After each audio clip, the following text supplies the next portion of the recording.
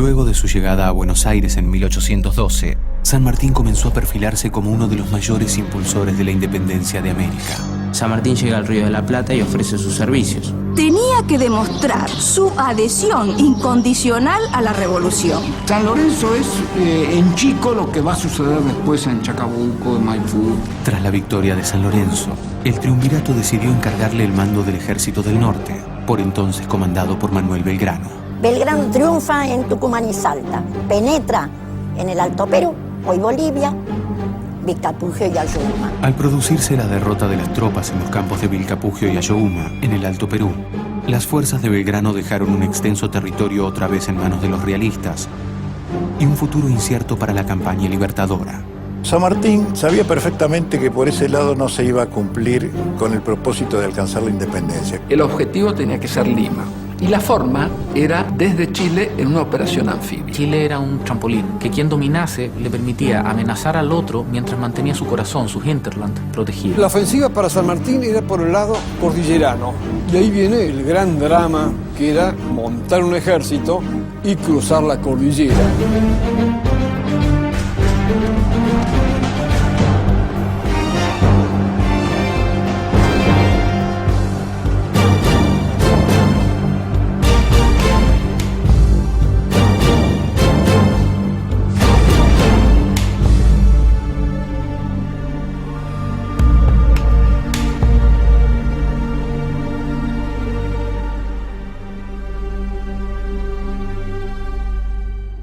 Hacia fines de 1813, luego de producirse la derrota de las tropas en los campos de Vilcapugio y Ayohuma, el triunvirato pone a San Martín al frente del Ejército del Norte, por entonces comandado por Manuel Belgrano. Cuando se encuentran San Martín y Belgrano, naturalmente se entienden, porque eran personas igualmente subordinadas, disciplinadas, y que tenían un objetivo superior, que era el triunfo de la causa de la libertad. Belgrano se pone a las órdenes de San Martín y le transfiere el mando en el encuentro de la posta de Yatasto. San Martín habla con Belgrano y Belgrano le dice que por el norte va a ser muy difícil llegar al Perú, imposible. Y entonces allí es donde San Martín organiza perfectamente su plan continental. ¿En qué consiste el plan continental?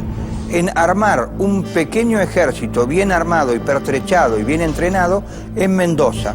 De allí cruzar la cordillera, tener un gobierno amigo en Chile, dice en su plan original, porque todavía Chile es independiente, no ha sido invadido cuando él idea el plan continental, y cruzar desde Chile el Océano Pacífico para atacar la capital del Virreinato del Perú, Lima, directamente al corazón del poder español en América. Hacia el año 1800, el general escocés Thomas Mayland diseñó un plan para capturar Buenos Aires y Chile. José de San Martín pudo haber conocido los pormenores de este plan durante su estadía en Londres en 1811.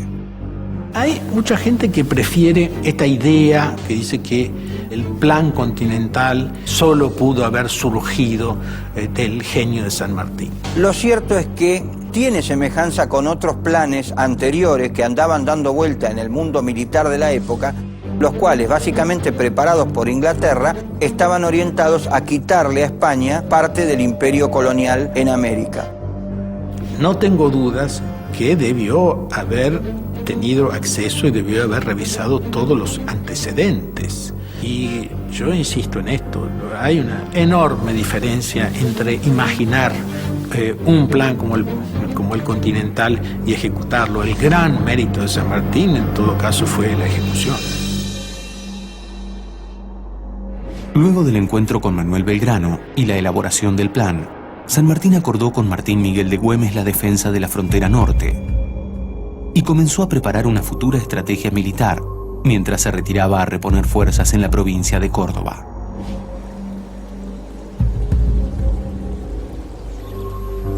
Él se retira del norte alegando que está enfermo.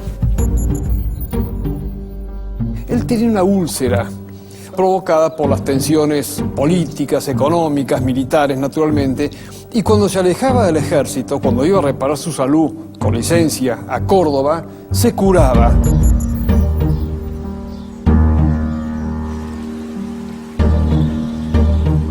algunos historiadores han discutido si en realidad fue un ardid o realmente fue una manifestación de esos problemas de salud que tenía San Martín. En realidad sí está documentado que es uno de los tantos episodios de su enfermedad y que encontró en el clima de Córdoba y en esos meses de descanso la fuerza para encarar todo el proceso que vendría después, que también le insumió muchísimo esfuerzo y mucho costo a su salud.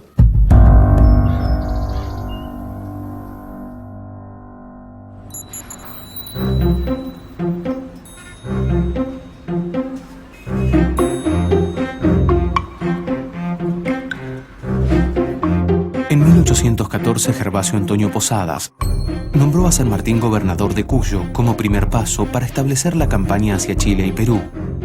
Con solo 36 años, se hizo cargo de los destinos de la región. San Martín fue a Mendoza, como todos sabemos, y no solamente quiere ser el comandante en jefe de las tropas, sino que también pide el mando político para ser el que realmente no tuviera trabas en su acción de gobierno. San Martín, cuando se hace cargo de la gobernación e intendencia de Cuyo, tiene que poner en movimiento una economía para la guerra, pero de una forma tal lo hizo que sentó las bases del desarrollo económico posterior cuyano. Como gobernador de Cuyo, San Martín inicia una gestión dedicada a la organización política y militar del territorio, al tiempo que establece bases para el desarrollo económico y cultural de la región. Impulsa la industria vitivinícola, la enseñanza, el comercio y las artes, regularizando también la administración de justicia y la recaudación fiscal. De este modo, en poco tiempo San Martín se ganó el respeto de la ciudadanía y con él, el apoyo y los recursos necesarios para organizar el ejército de los Andes.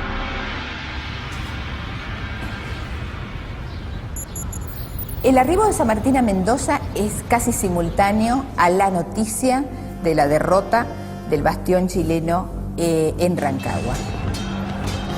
Desde 1810, Chile se encontraba bajo el mando de un gobierno patriota. Las diferencias entre sus principales caudillos, José Miguel Carrera y Bernardo O'Higgins, impiden el sostenimiento del poder patriota y las fuerzas de O'Higgins son derrotadas en octubre de 1814 en la batalla de Rancagua.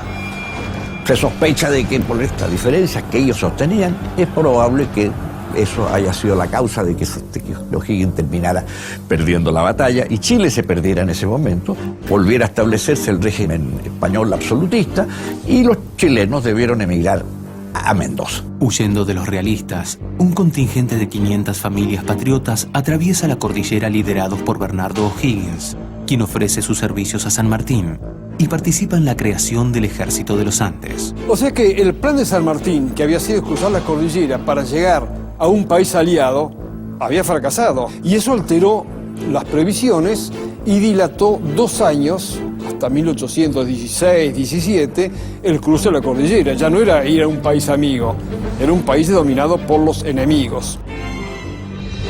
1814. En el mes de noviembre, San Martín crea el batallón número 11 de infantería, a lo que suma 2 compañías procedentes de Buenos Aires. 1815. En enero, la llegada al poder de Carlos María de Alvear frena el apoyo de Buenos Aires, y los 400 hombres de que dispone hasta el momento no alcanzan para cubrir las expectativas de la empresa que San Martín se propone. El reclutamiento de hombres fue realmente intenso. Hay una frase maravillosa de Tomás Guido que le dice: haremos soldados de cualquier bicho, ¿no? Como diciendo, aquí hay que transformar soldados y para hacerlos es necesario invertir en ellos. Esa inversión se traducía en obtener recursos para equiparlos y también para surtirlos de un ingrediente que va a ser fundamental, que va a ser el salario. La falta de fondos para contratar soldados profesionales obliga a San Martín a reclutar tropas por la fuerza. Uno tiene que tener presente distintos aspectos: la adhesión personal a partir de convicciones o defensa de intereses, pero por otro lado el reclutamiento obligatorio, la leva. La leva consistía en el reclutamiento forzoso, implicando la incorporación al ejército de todos aquellos considerados marginales, vagos, desertores y aquellos que todavía conservaban su condición de esclavos. La subida del tono y el endurecimiento va paralelo a la formación del ejército. A fines de 1816, aquel que no se presente será directamente sorteado o directamente castigado con 5 años en la fuerza de línea. Es decir, el que no vaya voluntariamente a formar las milicias directamente pasa 5 años a la fuerza de línea. Ahí San Martín tiene una política de, por momentos, de fuerte coacción y por momentos de búsqueda de adhesión. Como todo gobierno exitoso, tiene una mezcla de coerción y de consenso, y ahí se ve la habilidad política del que la lleva adelante. 1814. Fernando VII vuelve al trono de España y restaura el sistema absolutista. 1815. En junio se produce la derrota definitiva de las fuerzas napoleónicas en la batalla de Waterloo. 1815. Al finalizar el año, la corona española ha logrado sofocar los movimientos insurgentes en México y Nueva Granada. Solo el sur del continente permanece libre. Paralelamente a la formación del Ejército de los Andes, se estaba desarrollando en Tucumán un episodio sumamente importante y en el que San Martín tenía un gran interés, que era el Congreso General Constituyente. Cuando San Martín envía diputados de su provincia al Congreso que se reúne en Tucumán, la directiva que les da es la declaración de la independencia. Él necesitaba partir de un Estado independiente para dar la independencia a otro Estado. Si no, como iba a Chile, decirles traigo la independencia, le podían contestar, y si todavía no son independientes ustedes. En el mes de julio, en Tucumán, el Congreso declara la independencia de las Provincias Unidas, una medida imprescindible para la concreción de la campaña hacia Chile. El apoyo definitivo para el Ejército Libertador llegaría de la mano del director supremo Juan Martín de Pueyrredón. Pueyrredón le da todo a San Martín, todo. Hay una correspondencia interesantísima, sabrosa, muy conocida. San Martín siempre se queja que le faltan recursos. Aquella insistencia constante de San Martín pidiéndole cosas a Pueyrredón se exterioriza en aquella célebre carta en que le dice: van los clarines, van los tambores, van los fusiles, van los cañones, va el diablo, va todo. Si usted sigue así, terminaré colgado en uno de los tirantes del fuerte. Con la reestructuración de la tropa, la creación de escuadrones auxiliares y el apoyo irrestricto del gobierno de Buenos Aires, la fuerza expedicionaria estaba casi completa. Esto significaba para San Martín la concreción de un gran anhelo, pero implicaba también la certeza de que pronto se alejaría de su familia. Sin duda, esta época de Remedios y José en Mendoza fue la más feliz del matrimonio, porque fue el tiempo que vivieron más juntos. Ella lo acompañaba siempre. Remedios insistía en que quería cruzar la cordillera, así que ella alguna capacidad tenía. Lo que no tenía era salud. El nacimiento de su hija Mercedes, única hija del matrimonio, será un nuevo motivo de festejo que opacará momentáneamente los problemas de salud de Remedios. La felicidad que le ofrece la vida familiar se une al clima de gesta que vive la ciudad ante la inminencia de la expedición a Chile. A fines del 16, San Martín pide una bandera que identificara especialmente al Ejército de los Andes. Y en una Navidad de 1816 pide a las señoras que están presentes que le borden una bandera.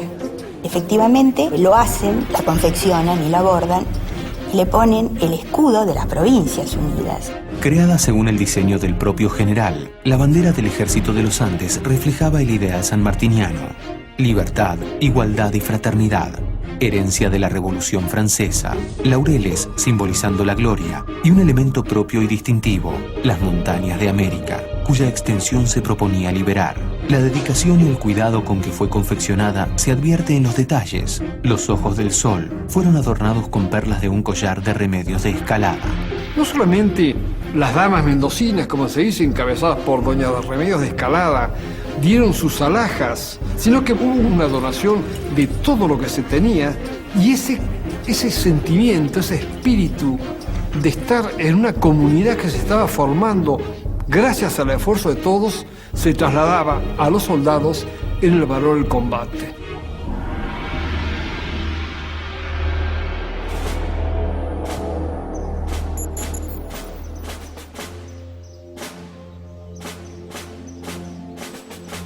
En septiembre de 1816, San Martín determina el traslado de la totalidad del Ejército de los Andes al campo de instrucción de El Plumerillo. Solo queda exceptuado de la medida el batallón de cazadores, que permanece en San Juan.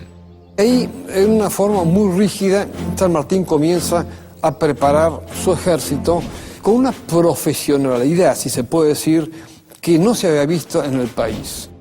El ejército de los Andes, bajo las órdenes de San Martín, quedaba conformado de la siguiente manera: cuartel general y Estado Mayor, a cargo de Bernardo O'Higgins y Estanislao Soler. Las fuerzas de línea, compuestas por el batallón número 1 de cazadores, los batallones número 7, 8 y 11 de línea, el batallón de artillería y el regimiento de granaderos a caballo. La estructura bélica se completaría luego con las especialidades de barreteros de minas, arrieros y vaqueanos, a lo que se sumó la vicaría castrense y los cuerpos de sanidad y bagajes.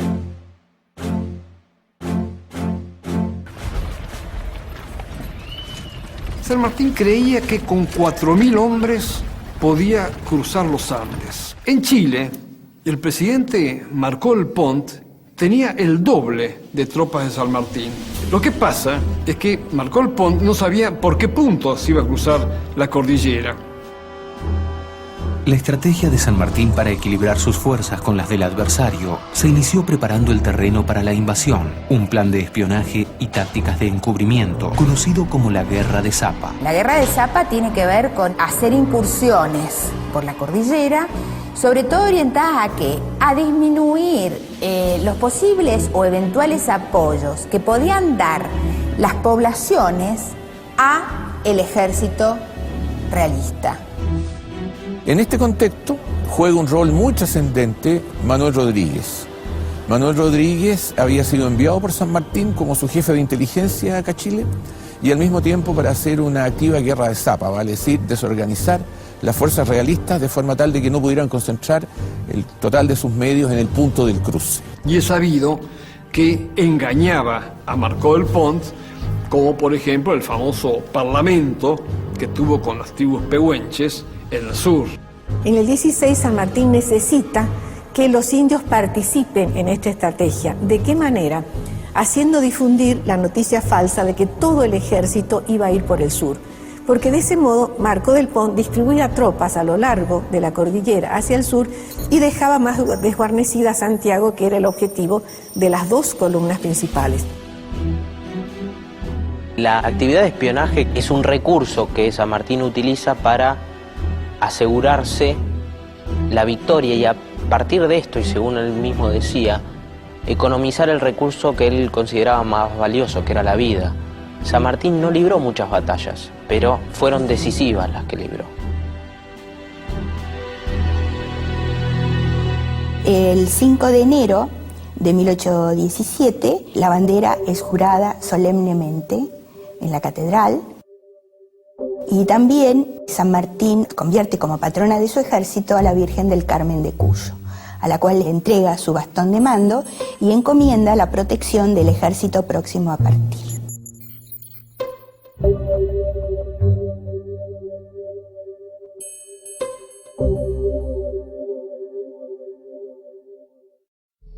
San Martín calculaba, pero con precisión matemática, lo que debía ser el ejército y por dónde debía cruzar la cordillera. Y más que los hombres que le hacían falta para la empresa, lo asustaba, lo dijo casi en esos términos, la mole, el macizo andino, que era algo pavoroso de ver desde Mendoza.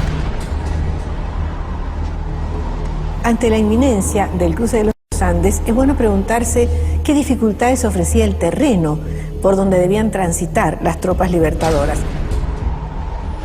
Era cruzar una de las más altas cordilleras del globo, quizá la más alta en ese momento que se podía cruzar porque los Alpes son más bajos y los Himalayas eran absolutamente inaccesibles. O sea que en esa época era la cordillera más alta del globo que podía llegar a ser cruzada.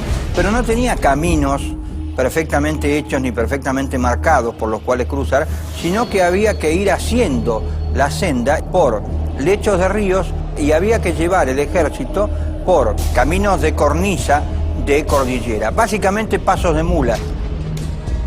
San Martín ya había hecho explorar estos caminos, él mismo inclusive se había ocupado, y anotar minuciosamente dónde había pasto, dónde había agua, dónde había leña, porque a partir de allí había que determinar los puntos donde el ejército debía acampar.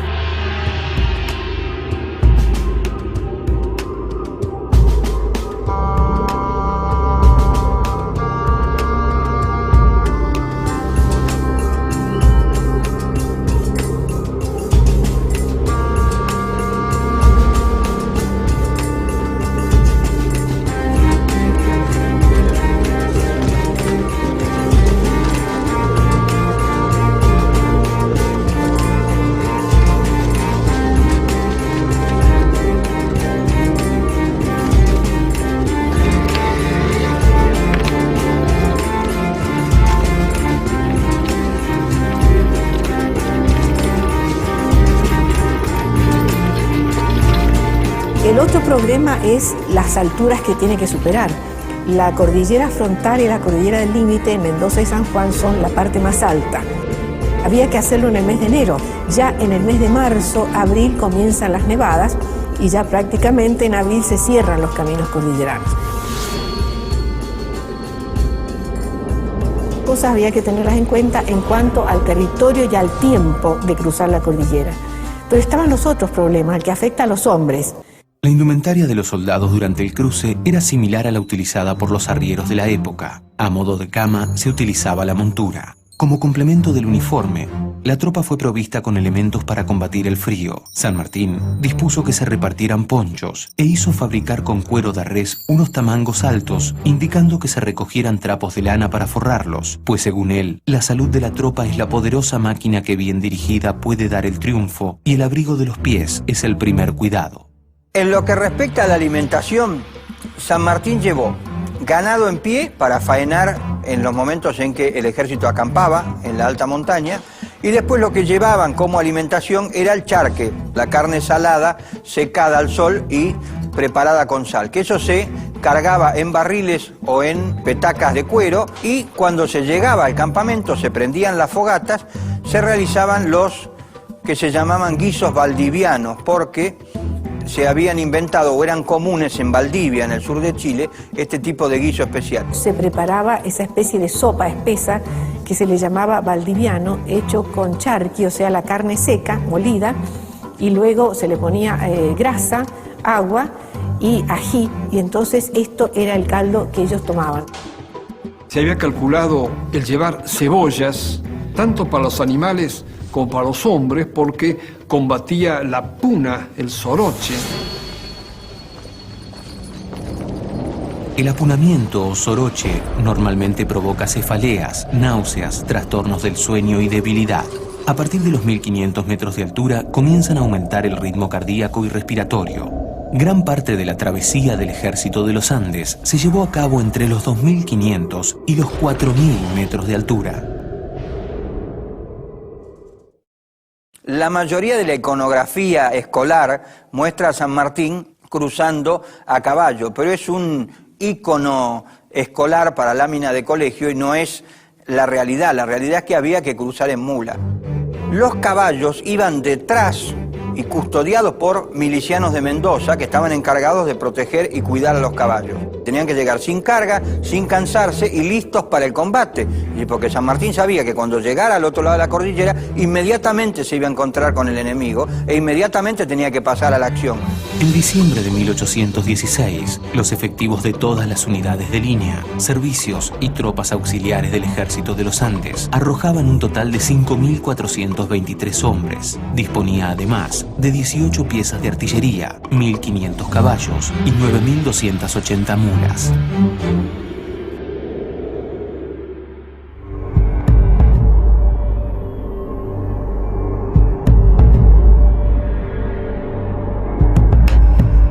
Finalmente, para enero de 1817, San Martín estuvo en condiciones de iniciar el cruce de los Andes. Uno analiza la preparación y se da cuenta cómo no omitió detalle, es decir, es la obra de un gran organizador militar. ¿Cuándo comienza esta epopeya sanmartiniana que es el cruce de los Andes? Las columnas inician su marcha el día 9 de enero. Normalmente nosotros festejamos acá en Mendoza el 18, pero el 18 era la partida de la columna de las Heras. Ya habían comenzado a salir antes. El 9 de enero de 1817 se inició el cruce de los Andes con la partida de la columna liderada por Juan Manuel Cabot. El día 14 salió la columna de Ramón Freire, con dirección sur. 4 días después, la columna de Gregorio Las Heras se puso en marcha, seguida por el contingente de artillería a cargo de Fray Luis Beltrán. Entre el 20 y hasta el 24 de enero, en forma escalonada, se puso en movimiento la columna principal. Finalmente, el día 25, San Martín se despidió de Mendoza para incorporarse a la marcha. El 25 en la madrugada sale San Martín de la ciudad de Mendoza, luego de haber enviado una nota muy linda, muy conceptuosa al Cabildo, despidiéndose de los habitantes de Mendoza para incorporarse a esa columna.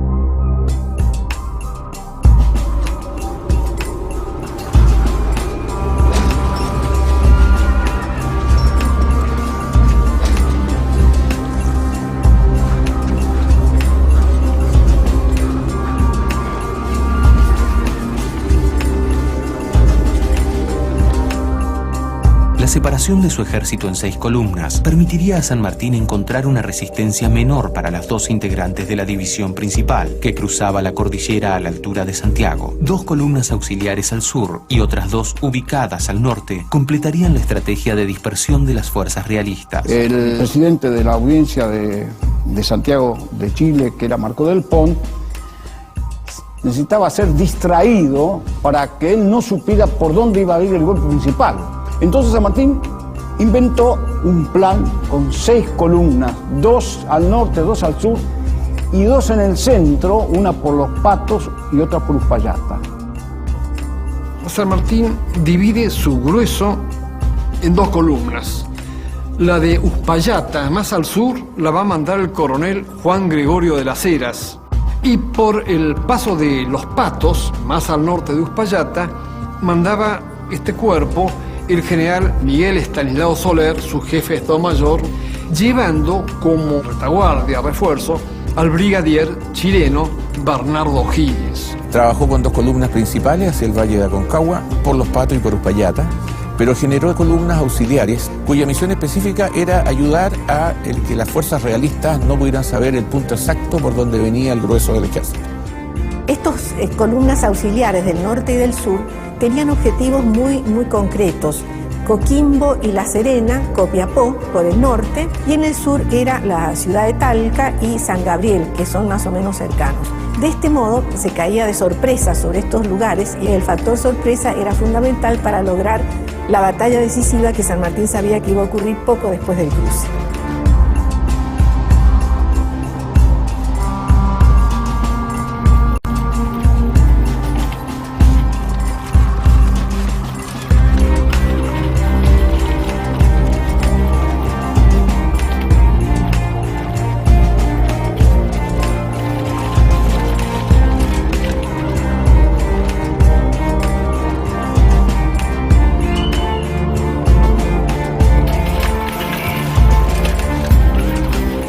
Por el lado de la columna de las Heras, cruza desde el campo de instrucción la estancia de Canota y luego por la quebrada de Santa Elena desemboca en lo que hoy es la villa de Uspallata, que en aquel momento era la estancia. La columna de las Heras acampa en la estancia de Uspallata. Ahí estaba la posta de Uspallata, que era la que jugó también un papel fundamental porque tenía que recibir las comunicaciones que mandaba o Soler o San Martín desde la columna principal para avisar a las Heras que avanzara o retardara la marcha de acuerdo con el itinerario que iba haciendo la columna principal para que las 2 desembocaran al mismo tiempo ya del otro lado de la cordillera.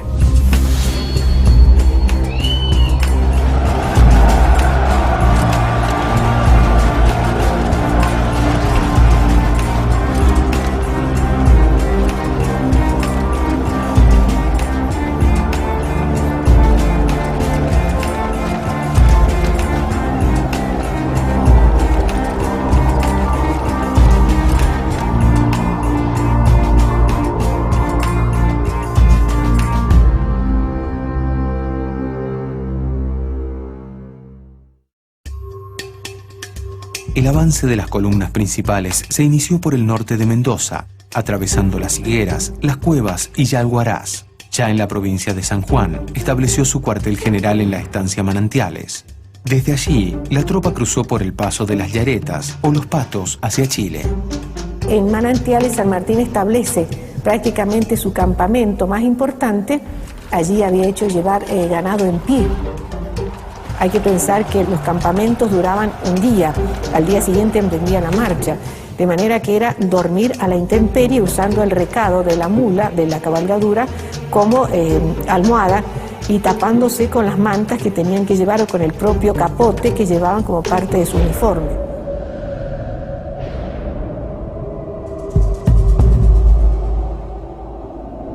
Entre el mes de enero, que se inician las acciones, los avances de la columna sanmartiniana, y el 8 de febrero, que se llega al Valle de Aconcagua, suceden algunos pequeños combates, escaramuzas, tiroteos, que muestran que el ejército San Martín es agresivo y que viene decidido a cruzar la cordillera y a no tener problema ninguno. Salvo un contraste muy ligero, porque eran choques de pocos efectivos de uno y otro lado, fueron éxitos de las tropas independientes. Tenemos la sorpresa a la Guardia de Picheuta el día 24 de enero y al día siguiente el combate de Potrerillos, cuando Las Heras, que está en Uspallata, manda un destacamento a las órdenes de Enrique Martínez, que se enfrenta con los españoles en Los Potrerillos, en la zona de Punta de Vacas.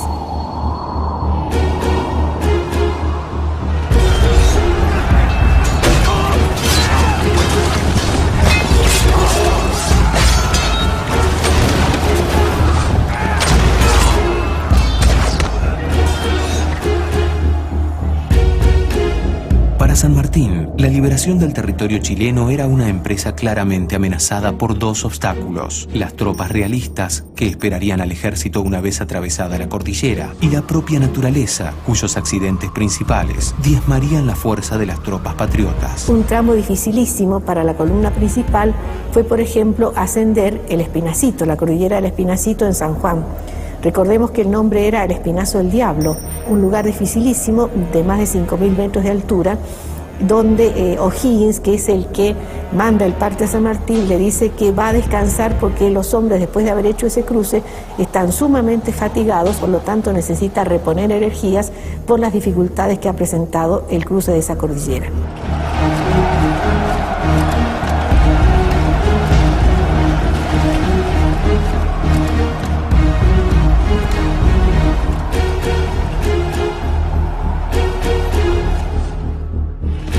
La columna de Cabot atravesó San Juan, donde integró a sus fuerzas a una partida de milicianos y franqueó el paso de Guana. Luego de promover la insurrección en la región, el 15 de febrero entraba triunfante en Coquimbo. Por el extremo norte, el ejército de Manuel Belgrano destacó un contingente de milicianos e infantes dirigidos por Celada y Dávila. Atravesando el paso de Comecaballos, sorprendieron a la avanzada realista y el 13 de febrero tomaban Copiapó. El capitán Lemos, junto a un pequeño grupo, alcanzó la guardia de San Gabriel sin encontrar resistencia. El coronel Freire, por su parte, atravesó el paso de Planchón y arribó a Talca, sublevando las poblaciones del sur. La columna Las Heras, luego de acampar en Uspallata, libró acciones en Picheuta y Potrerillos y atravesó el cordón limítrofe el día 1 de febrero, librando un combate en Guardia Vieja. La división principal del ejército, liderada por San Martín, cruzó la cordillera el 2 de febrero y encontró al enemigo en Achupallas y Las Coimas. Una semana después, las dos fracciones unificaron sus fuerzas en el campamento de Curimón.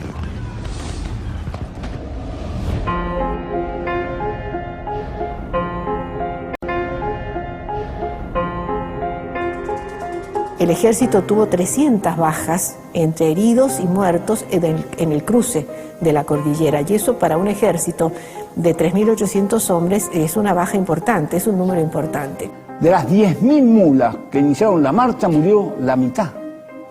Pero esa mitad murió no por frío, sino por hambre. Las otras grandes cantidades de bajas fueron debidas al frío de la noche. Sucedía de dos maneras: o porque se quedaban dormidos en lugares en donde estaban solos, es decir, por ejemplo, estaban de centinelas y el frío los adormilaba y morían congelados, o en el campamento no tomaban las previsiones de abrigo suficientes y morían congelados a la noche al dormir. En el informe oficial dirigido al director supremo, el general San Martín deja constancia que entre los que perecieron por el frío, los enfermos y las deserciones, ha perdido unos 400 hombres. Entre los pertrechos malogrados, se cuenta la pérdida de la mitad de las mulas y una tercera parte de los caballos. El cruce de la cordillera es una operación militar digna de ser estudiada, y así lo fue en muchas academias internacionales.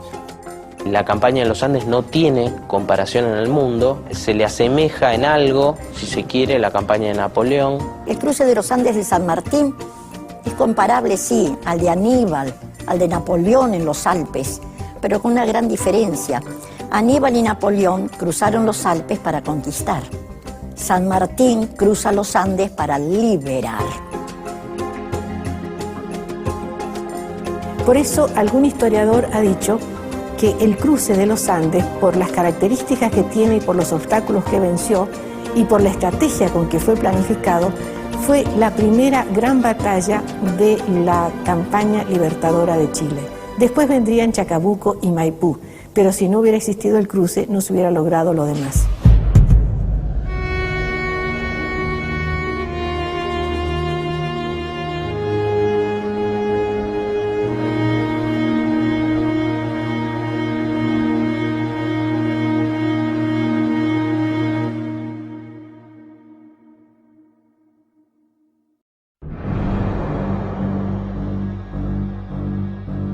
Cuando Marcó del Pon, la autoridad realista en Chile, advierte que el grueso del ejército pasa por Los Patos, ya es tarde. No se puede volver para atrás. No está claro hacia dónde se va, pero está muy claro que hacia atrás no se puede volver. Había un lugar donde San Martín había previsto que ahí iba a dar la batalla, que es la cuesta de Chacabuco. San Martín había planeado un ataque frontal. El aferramiento es cuando yo inmovilizo una fuerza para poder caer sobre el flanco de ella. Brigadier Moroto, hágase cargo. Yo le voy a mandar los refuerzos posibles. Le va 2.000 hombres. San Martín traía 3.500. Cuando Higgins llega a la cuesta, en vez de ver las fuerzas realistas varios kilómetros al sur, los tiene a una distancia bastante menor. Era tremendamente difícil, después de todos esos años, estar frente al enemigo y no atacar. San Martín había dado instrucciones de no atacar a los realistas. Y O'Higgins se precipitó, no cumplió las órdenes.